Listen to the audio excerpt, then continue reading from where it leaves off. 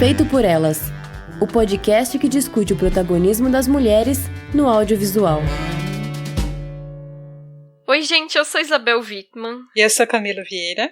E antes da gente começar, nós queríamos agradecer as nossas madrinhas Carolina Roncone, Letícia Santinon e Lorena Luz.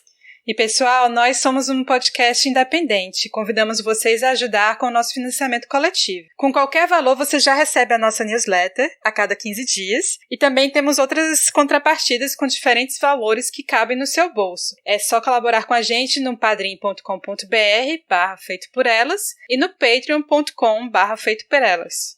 E o nosso programa de hoje é um oferecimento do Telecine. Você pode assinar o streaming do Telecine por 30 dias para testar de graça no www.telecine.com.br. Lá tem várias cinelists e uma delas é a cinelist Mulheres Fazem Cinema, que tem uma grande variedade assim, de filmes que são escritos, dirigidos, protagonizados por mulheres, né? E esses filmes eles ficam separados pelas profissões dessas mulheres envolvidas nos trabalhos, né? Então, quando tu acessa lá, tá separado pelas diretoras, atrizes, roteiristas, produtoras, figurinistas, enfim. Tem uma grande lista de profissionais lá. E nessa lista nós temos a Melissa Mattison entre as roteiristas, né? E a Kathleen Kennedy entre as produtoras. Nós vamos falar sobre as duas mais aqui no nosso programa aqui hoje. Vocês já vão entender por quê. E o link para acessar a Cinelist vai ficar na postagem no nosso site. Então acessem www.telecine.com.br, dá uma espiadinha no conteúdo e assinem. E bom, o nosso programa de hoje é sobre o filme E.T., o Extraterrestre, que foi lançado em 82, é dirigido pelo Steven Spielberg, e esse filme ele mostra um alienígena que é deixado pra trás por engano pelos coleguinhas de nave dele, né? E ele faz contato com um menino chamado Elliot, que abriga ele, e depois ele também conhece os irmãos do Elliot, que tem o irmão mais velho, o Michael, e a caçula, que é a Gertie, que é interpretada pela Drew Barrymore, baby, super fofinha. E o filme ele recebeu 9 indicações ao Oscar, então a montagem da Carol Littleton, fotografia, roteiro original, que é da Melissa Mattison, que nós mencionamos, a direção do Spielberg, melhor filme, que os indicados foram o Spielberg e a Kathleen Kennedy, e ele ainda venceu edição de som, efeitos visuais, design de som e a trilha sonora do John Williams, né, que é inesquecível, né, a música tema fica na cabeça por dias, né. Então, basicamente, venceu as categorias técnicas, na verdade, né. E esse filme, ele marcou a infância de muita gente, né, e eu queria começar perguntando, Camila, qual que é a relação que tu tens com ele, assim, as memórias de infância mesmo, a relação que tu estabeleceu com esse filme? Pois é, esse filme é de 82, né? Ele tem a idade da minha irmã, que é um ano e meio mais velha que eu. Uhum. Na época em que o filme foi lançado, eu não cheguei a ver. Não foi o filme da minha infância. E mesmo quando era pequena, acho que só vi alguns trechos mais marcantes, como a fuga das bicicletas, né? O primeiro encontro da Gertie com o ET, em que ela grita, ela se assusta. E só depois de adulta, quando já estava começando a ver muita ficção científica, e eu gosto muito de ficção científica, não só filmes, mas séries também. E foi nesse período que eu comecei a ver o ET sem aquele impacto que foi da estreia. E aí, nos filmes de ficção científica do Spielberg, há sempre esse subtexto, né, que faz com que o maior número de espectadores possam ter empatia mais imediata, sem necessariamente você gostar de histórias com seres alienígenas. No caso do ET, o subtexto é a história desse menino que se sente solitário e que encontra um amigo para preencher um vazio. Ou seja, apesar de ele ter 2 irmãos e ter uma mãe, a família dele tem um pai que é ausente, né? O Spielberg fez esse filme como uma forma de lidar com o divórcio dos pais, e ele só revelou isso 10 anos mais tarde. Mas faz todo sentido a gente pensar essa relação afetiva entre o Elliot e o ET como uma forma de preencher essa ausência do pai. Total, é bem isso. E eu também, assim, não peguei o filme no cinema, eu sou de 85, né? Então sou mais nova um pouco que o público que pegou esse filme no cinema. Se eu não me engano, meus pais assistiram esse filme juntos no cinema, que eu acho que eles comentaram. E depois eu lembro de ter visto ele várias vezes na TV, né? Eu lembro, assim, que a gente que pegou ali o final dos anos 80, o início dos anos 90, né? O Spielberg meio que dominava tudo, né? Principalmente esse tipo de conteúdo que era pra criança, né? Se a gente pensar que o estúdio dele tinha até as animações, né? Tipo Tiny Toons e tudo mais, né? Mas também esses filmes, os live actions dele, né? Os filmes de cinema, né? E eu lembro que ele foi o primeiro diretor que eu associava o nome ao filme, porque as propagandas mesmo na Globo dizia é um filme do Spielberg, né? E aí a gente sabia que tinha como se fosse um certificado de qualidade, né? Que era um filme do Spielberg, então podia assistir porque era um filme bom, né? Tanto que eles falavam assim, era um filme do Spielberg, filmes que depois eu fui descobrir que na verdade ele nem era diretor, ele era o produtor, tipo, o Milagre Veio do Espaço, né? E a gente assistia pensando que era tudo filme do Spielberg, e pronto, né?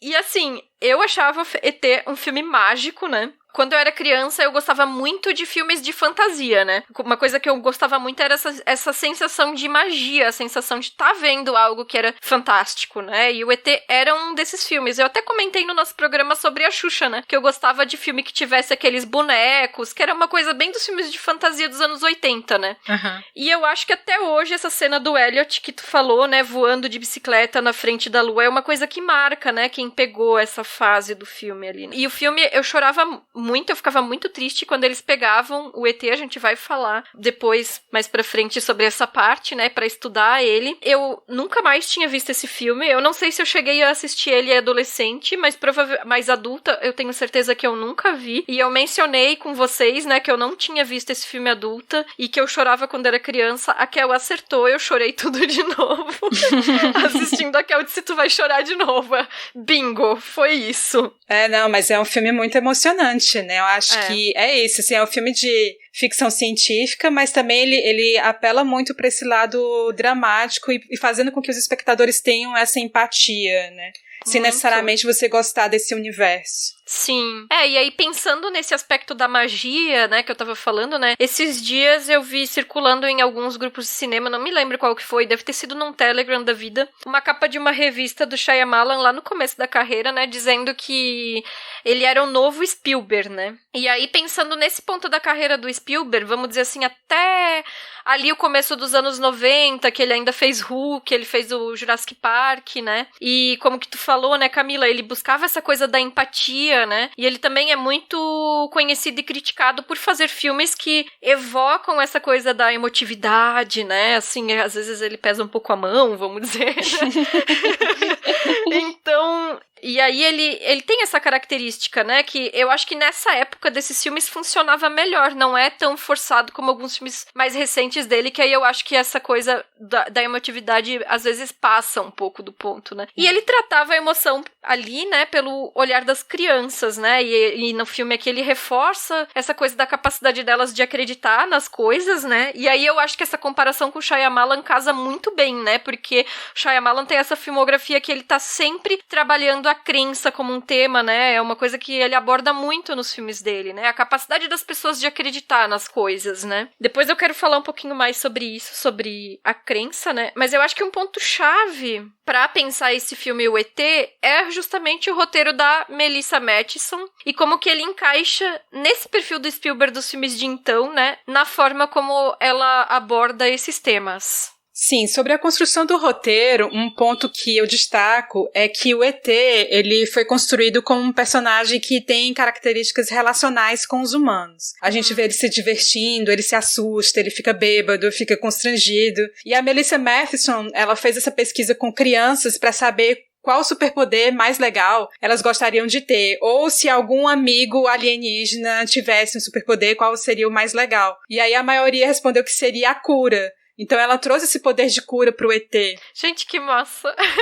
Exatamente. E aí eu não sei se fica muito evidente pra ti a relação do ET com a terra, com a natureza, porque no início a gente vê ele colhendo uma muda de uma planta, tem um plano de detalhe ali, dele pegando assim uma muda de uma planta, e depois ele faz com que as flores murchas ali do ambiente da casa, elas fiquem vivas novamente. E aí no estudo de personagem feito por ela, pela roteirista, o ET, ele é um fazendeiro e a missão dele na Terra é coletar sementes pro planeta dele. Eu achei curioso saber disso, né, porque eu acho que isso não tá muito visível, assim, tem alguns planos em que, né, a gente percebe isso, mas isso não é dado de saída com uma informação. Mas a partir dessas ideias iniciais do Spielberg, a Melissa Mathison foi chamada para escrever o roteiro, enquanto ele estava filmando Os Caçadores da Arca Perdida. E ela tinha sido co-roteirista de O Corcel Negro, que o Spielberg adorava e também era um clássico infantil. O Corcel Negro tinha sido o único trabalho dela naquele período e ela não se sentia à vontade como roteirista.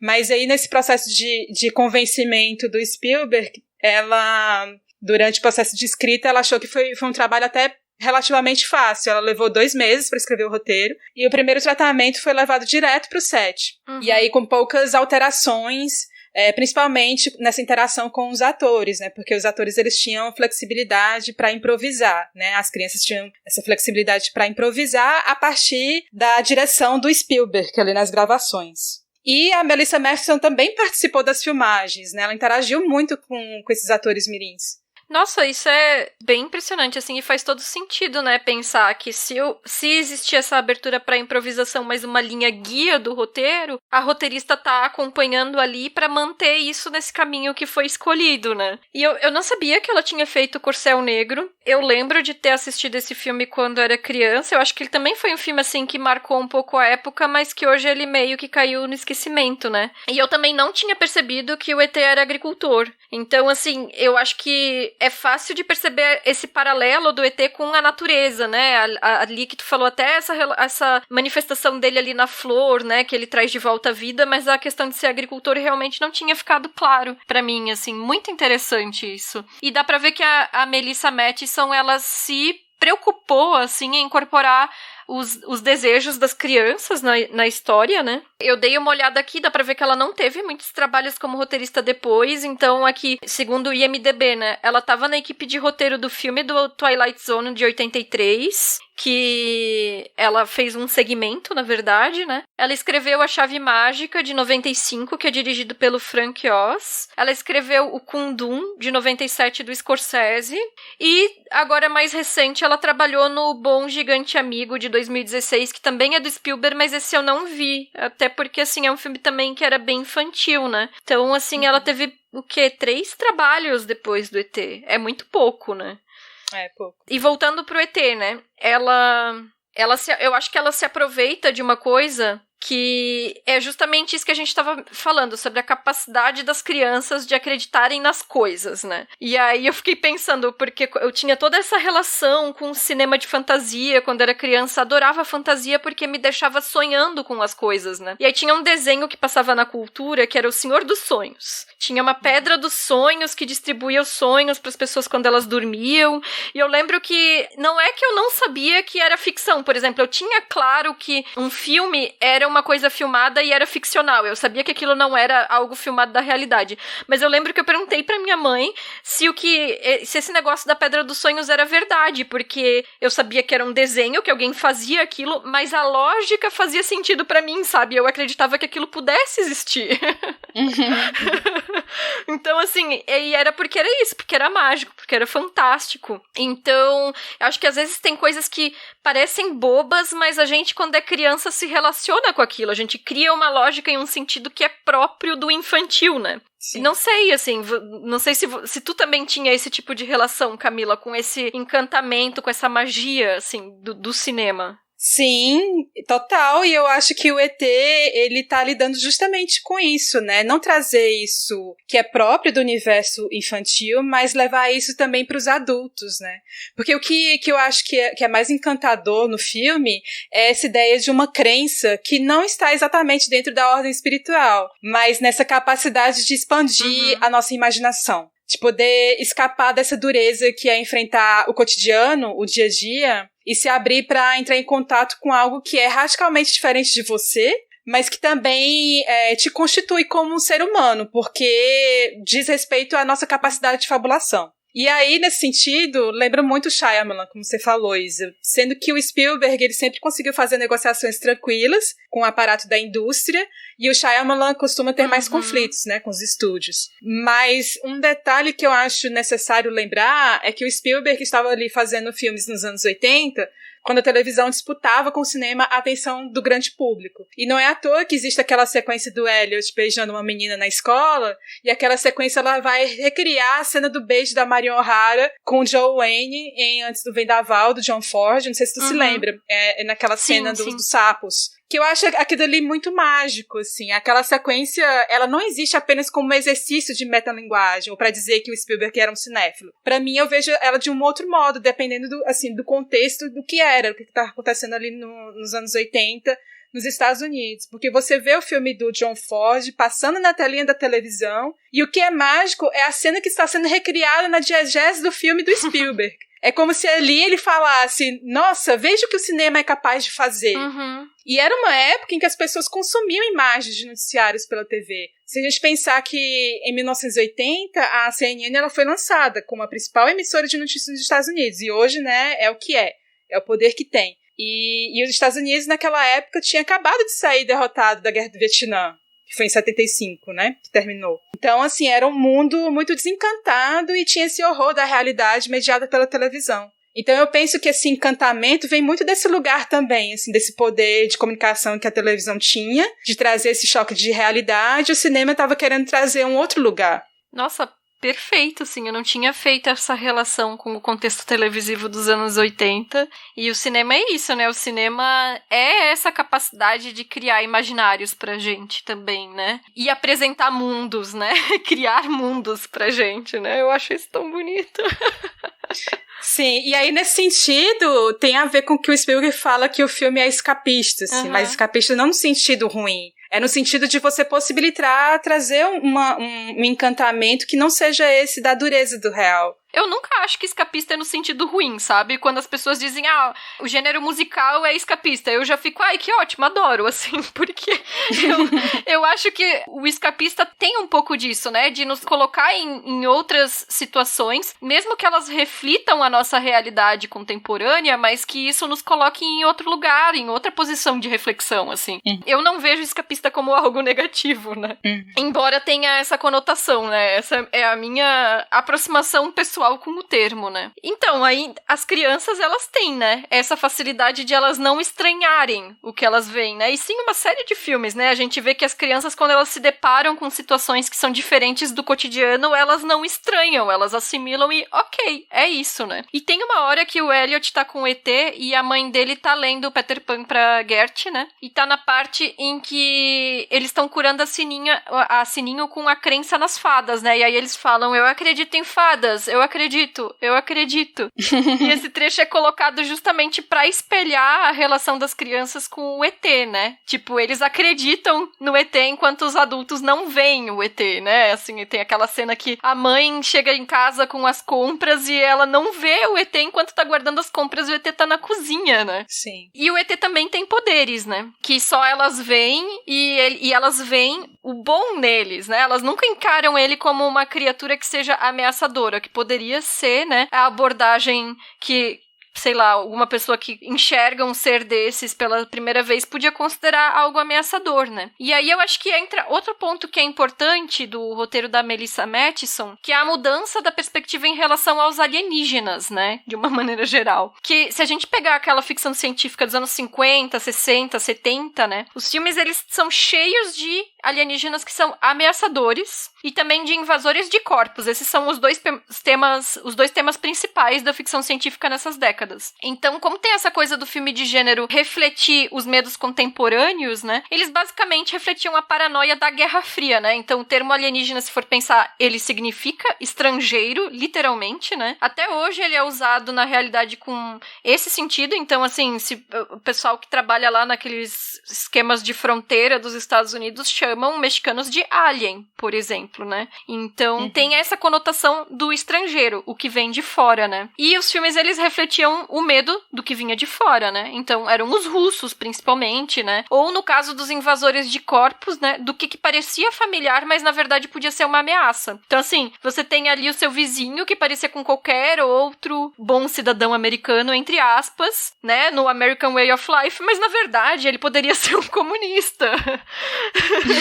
Então, é a normalidade que esconde a ameaça, né? E aí chega o ET da Melissa Mathison e é uma virada nessa abordagem, né? Porque Porque nos anos 80 a gente começa a ter uma ficção científica que tá preocupada com o que a gente tá fazendo com o planeta, com as questões ecológicas, com as relações com os outros seres humanos, né? Principalmente nesse sentido, né, da degradação dos nossos ecossistemas, né? E aí tem algumas pistas visuais disso também. A gente vê ali na floresta as árvores estão sendo cortadas, né? A própria questão do experimento da vivissecção dos sapos ali na escola, né? De cortar os sapos vivos, né? Que o Elliot, ele se recusa porque ele não vê sentido em matar o bicho só pra olhar ele por dentro. Podia ser uma foto, sei lá, né? Eu não sei se o ET foi o primeiro filme desses que tirou o alienígena do lugar de ameaça. Mas com certeza ele foi o filme que estabeleceu esse padrão pelo sucesso que ele teve, né? Assim, o impacto cultural que ele teve de massa, né? E agora a ameaça é a gente, né? Não são os alienígenas, né? Uhum. A gente não sabe conviver, a gente destrói as outras formas de vida. A ciência no filme, ela é apresentada, a ciência dura, né? Ali os cientistas das áreas ali médicas, biológicas e tal, né? Ela é apresentada como sem capacidade de ter essa empatia que tu falou, né, Camila? Uhum. E as crianças ficam ali como essa esperança de mudança, né, de que elas vão tratar tudo isso de uma maneira diferente e diferente pra melhor, né. E aí tem um diálogo que destaca essa oposição entre uma racionalidade dura e a emoção que é colocada, que é quando o cientista pergunta pro Michael, que é o irmão mais velho, né, sobre a conexão do Elliot com o ET, se ele pensa o que ele pensa. Tipo, se o Elliot pensa o que o ET pensa. E o Michael responde que não. Que o Elliot sente o que o ET sente. Então tá em outro nível essa ligação, né? Então eu acho assim que a história que a Melissa Mathison cria nesse contexto é muito incrível, assim. Porque ela não só se encaixa nesse zeitgeist, nessa mudança do espírito do tempo ali que tem na abordagem da ficção científica dos anos 80, como ela também, na verdade, ajuda a criar esse próprio zeitgeist, né? E ela ainda consegue se encaixar nos temas que o Spielberg vinha trabalhando. Então, sim, assim, é muito sensacional, assim, a forma como esse roteiro, ele tem um lugar-chave ali nessa virada dos anos 80. Sim, e você falando sobre isso, né, sobre os alienígenas não mais dentro desse lugar ameaçador, eu lembrei agora do Contatos Imediatos de Terceiro Grau, sim, que é também do Spielberg, mas ele foi realizado em 77, né, anos sim, antes do ET. E, assim, particularmente eu gosto bem mais do Contatos do que do ET, porque eu acho que o Contatos, ele é puramente ficção científica, assim, é aquela coisa, né, de gostar muito de ficção científica. E eu acho que nesse filme, ali já havia esse interesse de reconciliação, de encontro pacífico com os alienígenas, né, e foi realizado no momento de total depressão pós-Guerra do Vietnã, 3 anos depois, né, do fim da Guerra do Vietnã. Agora, o Contatos, ele tem uma coisa que é interessante, porque no ET, ele coloca as crianças, né, como protagonistas, né? E o Contatos, o próprio Spielberg depois teria comentado, eu já li algumas entrevistas dele falando, que ele se arrepende um pouco, porque quando ele fez esse filme, ele não era pai ainda. Sim. E aí tem essa coisa do homem no final que vai embora, né? Sim. E ele diz que isso só seria possível nessa perspectiva de uma pessoa que ainda não tinha tido filhos, porque se ele tivesse filhos, ele saberia que não seria tão fácil deixar a família pra trás, né? Então tem essa questão também, né? Sim, mas eu vejo mais como uma crítica desse pai que não sabia lidar com uma família e ele abandona, assim, de vez. Inclusive tem até uma mãe solo no filme. Mas voltando aqui ao ET, uma coisa que me incomoda é essa construção, falando de pais e mães, né? Uma coisa que me incomoda é a construção da personagem da mãe. A gente sabe pouco, né, do que aconteceu sobre o divórcio, né? Enfim, induz, né, que houve ali um divórcio, que o pai foi embora com a Sally, mas eu fico bem incomodada com aquela cena lá da mesa de jantar, em que o assunto vem à tona, e aí ela fica bem triste, você vê que ela é triste, né, que ela chora, e dá a entender que ela foi abandonada e não superou. E aí eu vi uma entrevista que o Spielberg falou um pouco sobre a personagem da mãe, e ele disse que a ideia era fazer com que ela fosse infantilizada. E aí eu não simpatizo com essa ideia, porque se a gente fizer uma comparação, inclusive até com o próprio Contatos, né, que tem uma mãe solo ali, que a criança, ela é abduzida pela nave, você vê que ela tem um poder de crença muito grande e ela tem uma força que eu não vejo na personagem da mãe do ET, sabe? Isso me incomoda. E aí eu não simpatizo com essa ideia de infantilizar ela, porque eu acho que ali acaba moralizando um pouco essa possibilidade do que pode ser uma mãe solo. E por outro lado, eu gosto da forma como os homens adultos aparecem, né? Apenas com essas silhuetas ameaçadoras ali, principalmente no início, né? Quando a gente vê eles ali aparecendo, invadindo aquele espaço, ocupando aquele território sem os rostos, né? né? Só com aquelas chaves penduradas na cintura. E é como esse mundo dos homens, aí você falou dessa coisa da ciência, né? Do poder da ciência no filme. É esse mundo dos homens que dominam o conhecimento, eles têm um poder de propriedade também, né? E aí, isso pra mim diz tudo, né? Sem verbalizar muito, mas diz tudo sobre o porquê o nosso planeta tá em crise. Uhum. E eu acho muito significativa a casa ser invadida de forma estranha por aqueles homens que parecem os astronautas da NASA. Porque, inclusive, aquela vestimenta ali, naquela cena específica, não parece muito apenas como vestimenta de proteção. Parece que eles são como se fossem astronautas mesmo. É esquisito, né? Mas é um esquisito que cabe totalmente, assim, dentro do universo do filme. E aí, são esses homens, né, que dominam esse conhecimento, que também vão apontar as armas para as crianças na cena da perseguição das bicicletas. E aí, no relançamento de comemoração de 20 anos do filme, o Spielberg mandou retirar digitalmente essas armas dos policiais e substituir pelos walkie-talkies, justamente porque ele se tornou pai. Durante o processo de filmagem do ET, ele ainda não era pai, mas ele se tornou pai no lançamento, e aí ele ficou pensando que seria uma imagem muito agressiva e ele mandou tirar. Nossa, e a mãe das crianças ainda grita, né? Sem armas, são crianças, né? Sim. É uma cena que é muito absurda, né? E eu acho que faz total sentido manter as armas na história, sim, porque elas também mostram essa incapacidade, né, de entender as coisas, assim, na perspectiva, né, dos acontecimentos. Inclusive, eu acho ótimo que nessa sequência, né, dos Homens Armados tem uma cena em que tem um close em uma espingarda que, teoricamente, seria usada contra as crianças, né, e atrás dela dá pra ler US Government, né, Governo dos Estados Unidos. Eu acho bem impactante isso. Eu não vejo sentido em tirar, e eu acho que as crianças têm capacidade de entender isso. E eu acho que, nesse sentido, também o filme não é só anti-adulto, mas também anti-establishment, né? Eu gosto dessa forma. Agora, a questão da mãe, eu não me incomodo tanto, porque eu vejo esse uso da palavra infantilizar de outro jeito, né? Porque o filme, ele positiva a noção de infantil, né? Então, até o momento que o ET é capturado pelos cientistas, a gente não vê nenhum adulto, a não ser a própria mãe, né? Ela é a única que tem essa comunicação com as crianças, é a única que tem o rosto mostrado, os outros são todos filmados na altura da cintura, né? Então, como esse cara que tu falou, né? Que ele é acreditado como Kiss Chaves, né? Literalmente, o nome dele, né? Ou não o nome, né? Porque ele tem essas chaves penduradas no cinto, né? E assim, na altura da cintura é a altura que as crianças estão olhando o que o ET tá olhando, né? Então também coloca a perspectiva deles em relação aos adultos que estão aparecendo em cena. E aí o professor na escola também, ele tá sempre ou de costas ou com a cabeça fora do quadro, né? Então, os adultos, de uma maneira geral, eles são retratados dessa forma que é distante e não tem comunicação, né, com as crianças, com exceção da mãe, né? E aí, quando eu ainda fiquei pensando assim, que quando o ET liga a TV, tá passando Tom e Jerry, né? Uhum. E esse é um recurso desses desenhos animados dessa época, né? Que a gente sempre via as pessoas humanas adultas sem a cabeça, né? Aparecendo em cena, né? Uhum. E aí, quando aparecem os cientistas, né? É que nem tu falou, eles estão com essas roupas da NASA, os macacões ali, né? E eles são filmados justamente como essas criaturas alienígenas ameaçadoras dos filmes do passado, né? Sim, sim.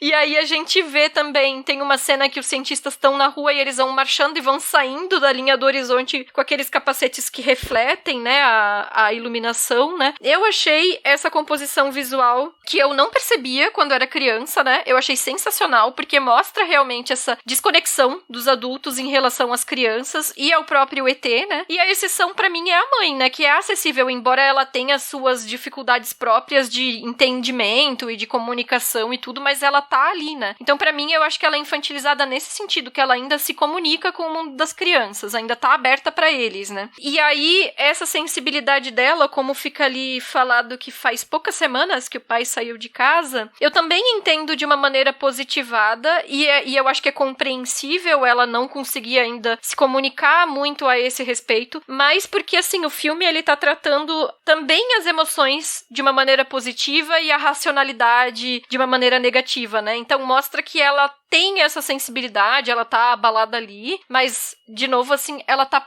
próxima das crianças, né? Então eu assim, me incomodo com uma ou outra coisa, mas não com essa nesse sentido, sabe? Agora, o que eu acho estranho é o Keys dizer, né, que ele buscava desde os 10 anos, né, esse contato com o ET. E no final tem uma cena que ele fica lado a lado com ela, né, com a mãe, né? Então, eu acho que fica subentendido que ele também encontrou com o ET ou com um ET nessa idade dos 10 anos, né? E que ele estaria desde então tentando reencontrar essa figura, né? E que aí, nessa cena do enquadramento dele do lado da mãe, parece que fica implícito que ele seria uma possível figura paterna entrando ali pela experiência compartilhada desse contato, né? E porque ele também passa a ter um rosto como a mãe, né? Que o rosto dele aparece no final, né? E isso eu não gostei muito, assim, dessa decisão dessa necessidade de criar uma figura paterna para as crianças, sendo que, bom, tem a mãe, né? Sei lá. Pois é, justamente essa construção que eu acho que fica bem dicotômica ali dos dois personagens, da mãe e do Keys, que induz a gente pensar isso, porque eu acho que existe uma diferença de infantilização dos dois, né? Eu acho que os dois são infantilizados, porque o Keys, né? O Keys também é infantilizado, como o próprio Spielberg explicou na entrevista, e é por isso que eles são os únicos adultos em que o rosto aparece. Mas por mais que a mãe esteja próxima das crianças, eu acho que seria possível trazer uma outra abordagem que não fosse mostrar ela infantilizada pelo aspecto da fragilidade, de não conseguir falar sobre determinadas coisas com os filhos, porque ela mesma nem consegue ouvir. E aí eu não vejo que esse tipo de infantilidade seja positivado, porque o que é positivado pra mim é a magia da descoberta, que vem dessa curiosidade das crianças que estão no filme, e eu acho que ela demora muito pra se abrir pra essa descoberta. Na mesa de jantar, inclusive, ela é super cética quando o filho fala sobre o que ele viu, né, e aí ela vai falando várias coisas, assim, ela não acredita na criança, e aí a infantilidade dela, eu acho que é de outra natureza, que é de afirmar uma mulher frágil, e isso me incomoda, reduzir a mãe a esse lugar. E aí não é o mesmo que acontece com a infantilização do Keys, por exemplo, que traz à tona essa história de que ele estava buscando esse contato desde os 10 anos de idade, como você falou, e a construção dele como personagem não se reduz a essa fragilidade, mas ele é construído como alguém que alimenta uma crença no mistério, no milagre, como ele fala. E é curioso isso, porque eu falei do contatos imediatos, né, que tem a mãe solo e tem esse pai que abandona a família. Os dois, eles vivem esse potencial de crença, sabe? Então não existe desigualdade entre eles. E aí eu acho que no ET existe essa desigualdade, e pra mim, aí eu acho que abre essa possibilidade dele, da figura do Keys, assumir o lugar dessa figura paterna, e isso fica mais claro quando se coloca em perspectiva o que é a personagem da mãe, que aí cria essa dicotomia. Mas eu prefiro pensar que esse preenchimento da ausência do pai se dá com o ET mesmo, e que a partir dessa despedida dele ali no final, o Elliot vai conseguir processar melhor a ausência. Eu acho que o filme também abre um pouco essa possibilidade de abertura. É bem interessante isso. Nessa tua lógica, assim, eu também prefiro total pensar que é o ET, porque eu realmente não acho que precisava deslocar o Keys pra esse lugar de figura paterna, né? E eu acho interessante que é realmente um deslocamento, né? Porque no início ele aparece junto com os grupos de homens que estão buscando o ET na floresta, e ele também é essa figura ameaçadora que é filmada na altura da cintura, né? E aí no final ele é como se fosse domado, docilizado ali, a partir do momento em que aparece com o rosto, né? Agora, sobre essa questão de gênero, um negócio que me chamou a atenção é que essa divisão, né? Que os meninos vão pra aventura, no final eles pegam as bicicletas, despistam a polícia, correm pra floresta, né? E as meninas, que são a mãe e a Gertie, vão de carro, né? Sim. Então, tudo bem que ali é colocado na mão das crianças, e a mãe, como adulta, talvez não coubesse no lugar de participar, mas a Gertie ainda é uma criança, embora mais nova do que as outras que estão ali. Enfim, eu achei que ficou esquisita essa divisão de, tipo, aos meninos a aventura e as meninas vamos chegar de carro. Sim, sim. E aí eu queria falar um pouco sobre essas alterações digitais feitas com o relançamento do filme, porque a versão do Telecine é a versão original. Mas quando o Spielberg fez uma nova versão em 2002, comemoração aos 20 anos do filme, ele decidiu modificar digitalmente boa parte dos movimentos do ET, porque ele se incomodava muito com o movimento da boca do ET, por exemplo. E aí ele adicionou também outras cenas, como a cena em que o ET mergulha na banheira, que é uma cena que não tem no original. Mas pra mim, eu acho que a versão original é até mais legal que é digitalizada, porque eu acho mais mágico manter essa imperfeição do boneco do ET do que deixar ele com os movimentos perfeitos, como o Spielberg queria. Ah, eu concordo. Eu sempre prefiro essa coisa mais bonecão. Do que, eu não sei, assim, a computação gráfica ela é útil, é inegável que ela é útil, mas eu ainda sou muito apegada a esse modo de fazer que é muito mais material, sabe? Que a gente sente o boneco ali, sabe? A presença física. Não, e isso diz de uma época também, né? Porque se fosse fazer, sei lá, em 2002, com certeza seria um filme diferente. Mas ele não fez, ele fez em 82, então acho que seria interessante ele preservar um pouco disso, sabe? Desse mágico ali, do que era fazer esse filme tão desafiador naquele momento. E na boa, assim, é lindo do jeito que ele foi feito, o filme continua funcionando totalmente, não tem nenhum problema com as cenas da forma como elas foram concebidas. Pelo contrário, né, elas já eram concebidas levando em conta essas questões de como conseguir realizar usando o animatrônico, usando o que era viável naquela época, né. E outro detalhe técnico que eu queria mencionar um pouco que me chamou muita atenção nessa revisão e que é outra coisa que eu não percebia quando eu era criança, é o uso de luz que é maravilhoso. Eu fiquei encantada com o uso de luz. Então a gente tem vários momentos em que o contraste de luz e sombra é usado para criar imagens que são muito interessantes. Inclusive, assim, nos primeiros encontros do Elliot com o ET tá dentro de um galpão de ferramentas no jardim, e a luz que sai dali é tipo um projetor, é uma luz muito intensa, é muito mais do que uma luz de uma lâmpada doméstica, uma lâmpada caseira seria, né? Tem como se fosse um jato de luz projetado para fora, né, do galpão. E aí depois a gente vê o Elliot, ele tá sentado numa cadeira e o perfil dele fica na penumbra e o ET, ele sai dessa luz, então é uma coisa quase que milagrosa, assim, né, uma imagem que evoca isso, né. E em vários momentos a gente vê as sombras sendo projetadas alongadas de uma forma exagerada, que é para criar também essas sensações de estranhamento na gente que tá assistindo, né. No caso dos adultos, algumas vezes a gente só vê a projeção da sombra, a gente não vê o corpo, a gente vê a sombra no chão. E aí tem as venezianas das portas do closet das crianças, que também são usadas para criar uma textura, né, sempre com a luz projetada, criando listras, assim, né, de luz e sombra passando pela veneziana, que remete àquela coisa do cinema noir, assim, né. E os adultos na floresta também no começo, né, que aparecem as silhuetas no escuro, no meio daqueles feixes de luz das lanternas que são super intensos. Então é algo que eu gostei muito, que é justamente essa textura, que a fotografia tá muito legal em captar esse contraste muito marcado entre a luz e a sombra. Sim, e um detalhe do desenho de produção aliado à fotografia do ET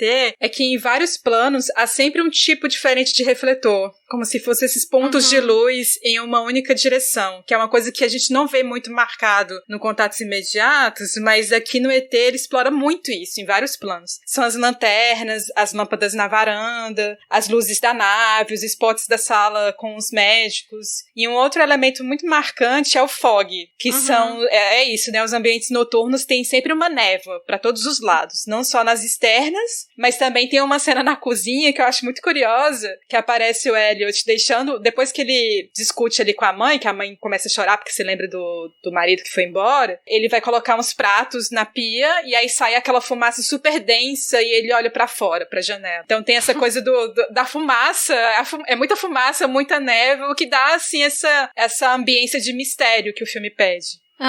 A Estê não tá participando com a gente hoje do programa, mas a gente pode falar se o filme passa no selo Faustina, e sim, ele passa. Temos o cachorro da família, que é o Harvey, que tem nome. E eu acho curioso que ele quase parte ali na nave do ET, gente. Eu fiquei, nossa! E aí ele volta e ele decide ficar com o Elliot, gente.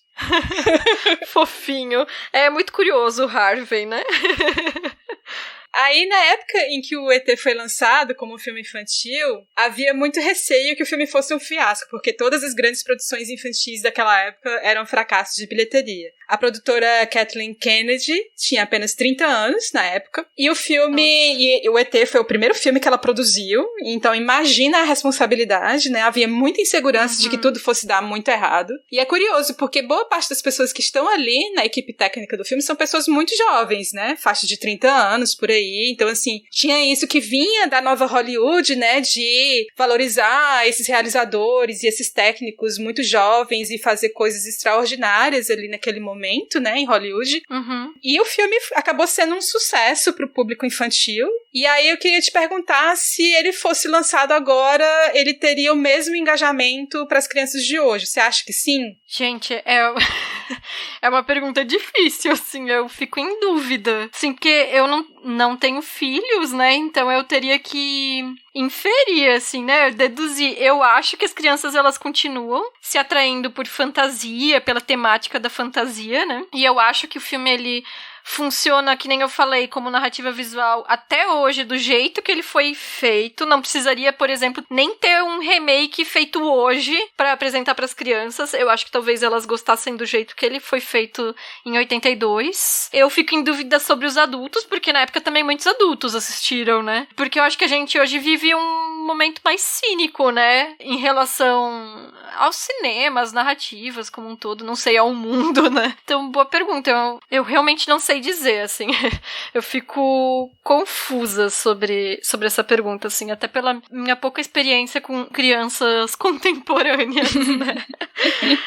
Agora, assim, sobre a Kathleen Kennedy, eu não sabia que ela tinha só 30 anos nessa época. Bem difícil de pensar, né? Assim, tão jovem, é uma responsabilidade, né? E aí eu fui atrás de olhar um pouco a biografia dela, né? E ela é produtora do Spielberg desde esse filme, né? Ela, o Spielberg e o marido dela, o Frank Marshall, fundaram em 81 a Amblin Entertainment, que foi a produtora do ET, né? Em 92, daí, ela fundou com o Frank Marshall a Kennedy Marshall Company. E ela produziu os filmes do Spielberg e do Zemeckis e de outros diretores durante todos esses anos, assim, né? Em 2012, ela se tornou presidenta do Lucasfilmes, né? O que eu achei bem curioso, porque no próprio ET tem várias coisas que remetem ao universo aí do George Lucas, né? Então, o Elliot, ele tem bonequinho do Han Solo, do Greedo, do Boba Fett, tem uma criança no Halloween que tá fantasiada de Yoda, né? Então, todos os personagens do Star Wars, né? Então, já tinha essa relação aí, até porque, né, Spielberg e George Lucas eram amigos, né, enfim. E ela tem 8 indicações ao Oscar como produtora, né, pelo próprio ET, pelo A Cor Púrpura, também do Spielberg em 86, O Sexto Sentido do Shyamalan, olha aí a relação de novo,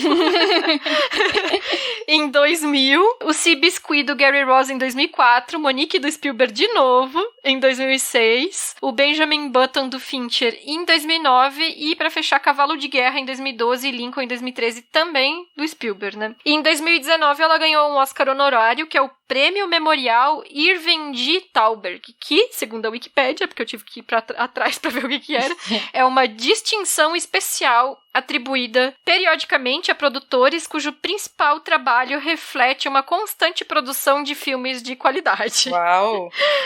Então, eu acho justo, né? Porque a gente vê que ela tem uma carreira muito consistente, assim, essas parcerias meio que fixas com esses diretores, né? Mas, assim, ela realmente produziu filmes aí que são muito memoráveis, né? Sim. Agora, assim, pensando nessa tua pergunta, Camila, se as crianças de hoje em dia, né, teriam essa mesma experiência com o ET, né? Como a minha resposta talvez não tenha ajudado muito, eu queria saber o que tu acha, assim, se tu acha que teria essa boa recepção hoje. Eu não sei, eu não tenho tanta certeza se atrairia o público infantil. Mesmo ali em 82, quando o filme foi lançado, era muito visto como um filme de família, né? E aí eu não tenho tanta certeza em relação ao foco no público infantil, porque eu acho que os modos de consumo mudaram muito dos anos 80 pra cá. Mas aí eu queria jogar essa pergunta para os ouvintes também. O que vocês acham? Manda os comentários aí pra gente. Então é isso. Vamos jogar pra vocês essa pergunta, quem estiver ouvindo esse programa, se vocês acham que ET hoje teria o mesmo engajamento com as crianças. Só pra reforçar, né? É isso, gente. Como a Camila falou, a Estê não pôde gravar o programa hoje, mas ela me mandou uma mensagem só pra eu lembrar no final de falar que a nave do ET parece a nave da Xuxa e quando vai embora ainda solta um arco-íris. Concordo plenamente. Vou ficar no arco-íris, gente. ET é muito Super Xuxa contra o Baixo Astral aí. É isso, então, a gente lembra que esse programa só foi possível de ser realizado graças ao apoio do Telecine e que, além do filme, o catálogo do Telecine também tem os vídeos de making off do ET, então quem quiser acompanhar alguns bastidores, tem alguns vídeos extras lá. Não esqueçam de acessar telecine.com.br para assinar e o link, como a gente falou, vai estar no post no nosso site.